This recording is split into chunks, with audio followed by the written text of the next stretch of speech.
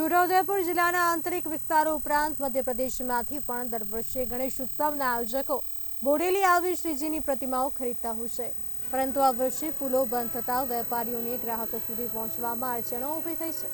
મહત્વનું છે કે આગામી 27 ઓગસ્ટથી શરૂ થનારા ગણેશ ઉત્સવને ધ્યાનમાં રાખીને દર વર્ષે બોડેલીના છોટાઉદેપુર રોડ પર મોટા પાયે પંડાલો સજાવાતા હોય છે। અહીંથી છોટાઉદેપુર, કવાંટ, નસવાડીથી લઈને મધ્યપ્રદેશ સુધીના આયોજકો પ્રતિમાઓની ખરીદી કરવા માટે આવતા હોય છે, પરંતુ આ વર્ષે ભારે જ પોલ તૂટી અને ડાયવર્ઝન તૂટી ગયો હોય ત્યારે પ્રતિમા ખરીદદારોની સંખ્યા ઘટી છે, જેના પરિણામે પંડાલો લગાવીને બેઠેલા વેપારીઓ ભારે મૂંઝવણમાં મુકાયા છે।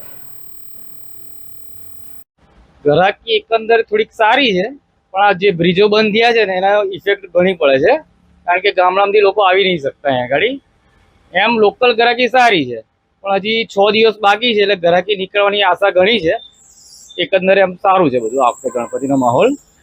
હવે પાવી જેતપુરના પછી મોડાસર ચોકડીની આગળના કોસિન્દ્રા સાઈડના ઘણા ગ્રાહકો હતા અમારી પાસે, પણ આ સાલ પહોંચી નહીં શકતા, કારણ કે એ લોકોને મોટા વાહનો છરકી નથી શકતા ત્યાં આગળથી, એટલે પબ્લિકનો થોડો ઘસારો ઓછો છે આ વખતે ગણપતિમાં।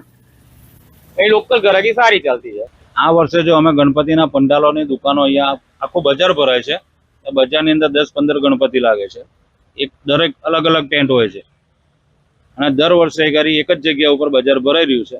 અને દર વર્ષે જે રીતની ગ્રાહકી હોય છે, આ વર્ષે તકલીફ એવી પડી છે વરસાદના કારણે, જે બ્રિજો છે, નદી નાળાના જે એ છે એ બધું તૂટી ગયું છે, એના હિસાબે ગ્રાહકીની અંદર થોડીક અસર પડી રહી છે। દર વર્ષે કેવું થતું હતું કે આજુબાજુના મોટા મોટા ગામો છે, દૂરના અંતરિયાળ ગામો છે, એ બધા ગામોની પબ્લિક અહીંયા આવતી હતી અને અહીંયા ખૂબ સારો ધંધો એ બધું મળતું હતું। પણ આ વર્ષે વરસાદના હિસાબે જે નાળાઓ, બ્રિજો બધું તૂટી ગયું છે, તો ધંધા ઉપર માઠી અસર થઈ છે, પબ્લિક આવવાની ઓછી થઈ ગઈ છે।